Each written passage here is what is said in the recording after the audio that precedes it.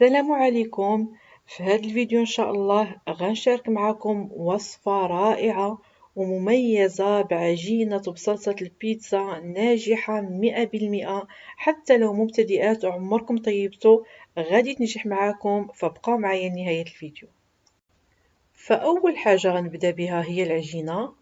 غادي نحتاج أنا هنايا غادي نستعمل 3 ديال الكيسان كبار ديال الطحين.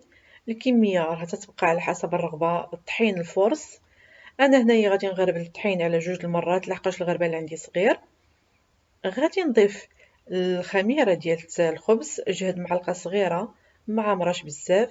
غادي نضيف كذلك الملحه، تنضيف شويه ديال الباسيليك والاعشاب المنسمه، ممكن تكتفيو غير بالزعتر.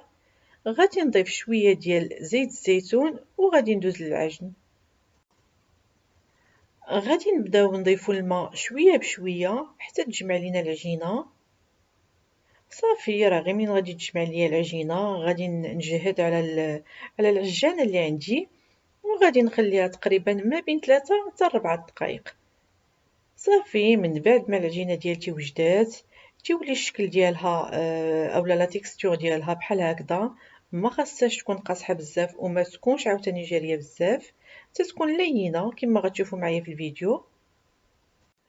غادي ندهن هاد لوبول فاش غادي نحطها اولا فاش ما بغيتو تحطوها، يعني اي معون عندكم تندهنوه بشويه ديال زيت الزيتون. انا هنايا تنجمع العجينه واحد شويه بين يديا غير باش نشكل واحد الكره. صافي، راها معجونه مزيان ومدلوكه مزيان، غير تنجمعها تنشكل واحد الكويره اولا كره. غادي نغطيها بالفيلم اليمونتير وتنخليها ليله كامله. انا هاد الوصفه هادي غادي نحضرها للغدا، فأنا غادي نخليها ليلة كاملة. إلا ما كنتوش تقدروا تخليوها ليلة كاملة، ممكن تخليوها ما بين ساعتين حتى ل3. غير هو كل ما ارتاحت العجينة تتجينا زوينة وتتجي حسن. ومن بعد ما حضرت العجينة راني وجدت الصلصة ديال باش غادي ندهن لاباط ديالتي. وبخصوص الصلصة ديال البيتزا انا راني ديجا دايره فيديو، غادي نخلي لكم الرابط ديالو في صندوق الوصف. من بعد ما غادي نوجدها اولا من بعد ما وجدات غادي نحطها في اون بواط اللي تدخل للثلاجة، وغادي نخليها حتى نحتاجها وغادي نجبدها. ومن بعد ما دازت ليلة، دابا حنا راه ثاني نهار، هذا هو الشكل ديال العجينة تتولي على هذا الشكل هذا. غادي ننزلها واحد شوية، غادي نغطيها بفيلم اليمونتير وغادي نخليها على جنب. هذه تقريبا راه 9:30 ديال الصباح، انا غادي نديرها للغدا. غادي نغطيها وغنخليها حتى الوقيته ديال الغدا، وغادي ندوز باش نحضر باش غادي نرافقها اولا باش غندير ليها لا غارنيتور. غادي نحتاج الفلفله باللوينات. انا عندي هنايا هاد لي ميني بوافغون تيجيو باللوينات على هاد الشكل هذا، كنت خديتهم من ليدل. غادي نحتاج كذلك لي طوماط سوريز.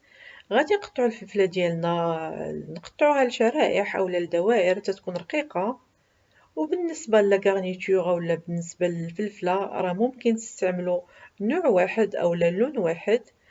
غادي نقطع مطيشه حتى هي على جوج. هاد لي طوماط سوريز غادي نقطعهم على جوج،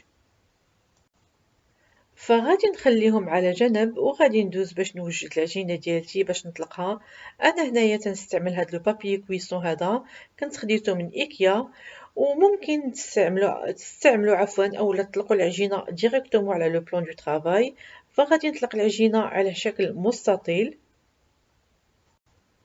من بعد ما العجينه طلقات غادي نحطها في اللاطه اللي تدخل للفران. انا هنا اللاطه اللي غادي نستعمل الطول ديالها 37 سنتيمتر والعرض 29، فغادي نسرحها مزيان على هاد اللاطة وغادي نتكها بإون فورشيت. تنتكوها غير في الوسط ديالها. غادي ندهنها بالصلصة اللي وجدت من قبل، ومن بعد غادي نضيف عليها الفرماج. انا هنايا غادي نستعمل 3 ديال انواع الفرماج، عندي الشيدار ليمونطال وموتزاريلا، ممكن تكتفيو بنوع واحد. غادي نضيف القطع ديال لي طوماط سوريز وديال الفلفله اللي حضرناهم من قبل. والتزيين راه تيبقى على حسب الرغبه. انا غادي نزينها بهذا الشكل هذا. غادي نحط في الاول لي طوماط سوريز، من بعد غادي نحط الفلفله باللون البرتقالي.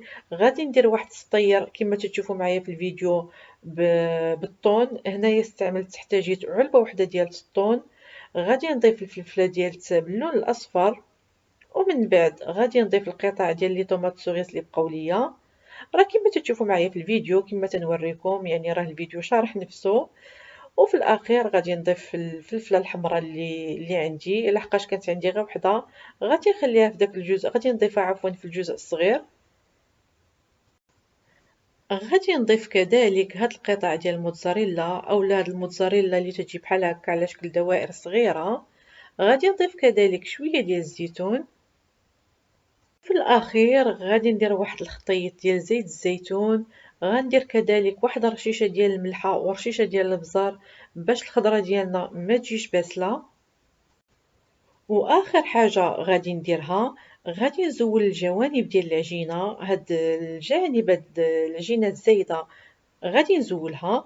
وراه ممكن تخليوها الا بغيتو تحشيوها بالفرماج وتتلويو العجينه اولا تطويو العجينه.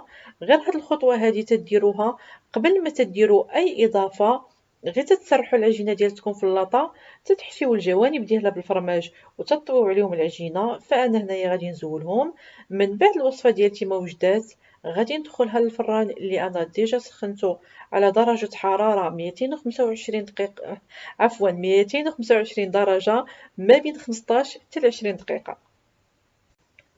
وغادي نوريكم الشكل ديالها من بعد ما وجدات. فعلا تتجي رائعة، هاد لاباط هادي تتجي خطيرة، وإلا جربتوها فعلا او صدقوني غادي تولي هي المعتمدة عندكم، تتجي زوينة بزاف.